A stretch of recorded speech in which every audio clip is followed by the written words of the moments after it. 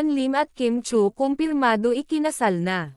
Dahil sa mga larawan na kumalat sa isang social media platform, marami nga ang natuwa sa naging pagbabalikan ng longtime couple na Kim Chu at Sian Lim. Sa panayam sa kanila marami ang nakapansin sa suot na mamahaling singsing ng dalaga kaya sabi ng ilan siguro daw ay may naganap ng marriage proposal pero hindi na nila isinapubliko. Subalit may nakarating sa aming balita hindi lang daw simpleng marriage proposal lang ang nangyari kundi isang secret marriage daw. Ayon sa aming source sa isang social media platform daw ay may kumalat na larawan nila Kim at Sian ng kanilang wedding vow.